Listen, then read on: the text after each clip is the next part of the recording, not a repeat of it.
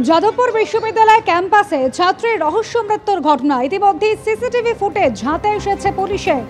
ঘটনাস্থলে ময়নাতদন্তকারী চিকিৎসক এবং ডিসিএসএসডি। নজরে রয়েছে অনামিকা মণ্ডলের মোবাইল ফোনও। গতকাল রাতেই পরিবারের কাছ থেকে ফোন হেফাজতে নেয় পুলিশ। মোবাইল ফোনে কি কোনো তথ্য লুকিয়ে রয়েছে তা খুঁজে বের করুক পুলিশ, এমনই দাবি অনামিকার পরিবারের সদস্যদের। ইতিমধ্যে জিজ্ঞাসাবাদের জন্য 4 জনকে তলব করা হয়েছে।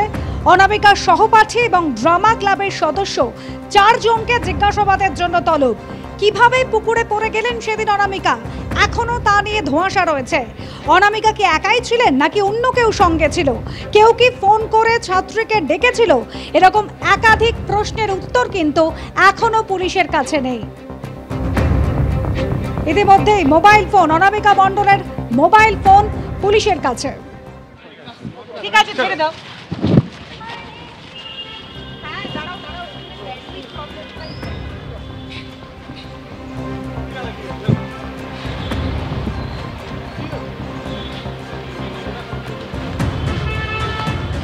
অর্থাৎ বুঝতেই পারছেন এই মুহূর্তে যেভাবে তদন্ত এগোচ্ছে, ফরেনসিক টিম তারা ঘটনাস্থলে এসে পৌঁছেছে, ফরেনসিক আধিকারিকরা তারা ঘটনাস্থলে এসে পৌঁছেছেন।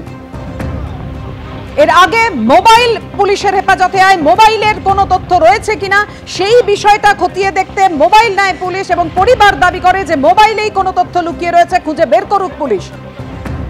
ময়নাতদন্তকারী চিকিৎসক তিনি পর্যন্ত ঘটনাস্থলে যান।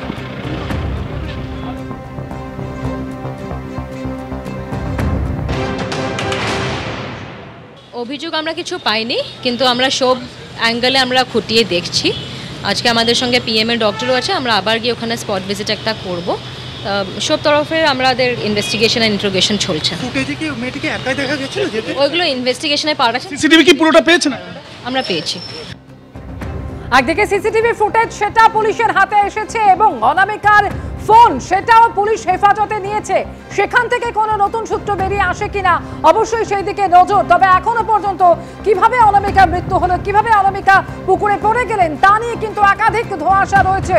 আর সেই জায়গায় তদন্ত চলছে, ফরেনসিক বিশেষজ্ঞরা তারা আজকে ঘটনাস্থলে যান। হয়তো ও বাথরুম করে বেরিয়েছে, ওকে আগে থাকতে ওরা মারবার জন্য চেষ্টা করছিল, আর সেটাও একটা চিন্তা হতে পারে। এই চিন্তাটা মাথা থেকে দেখে সবসময় ওই সাপের জীবন করলে হবে না, সাপকে দড়ি ভাবলে চলবে না বা দড়িকে সাপ ভাবলে চলবে না।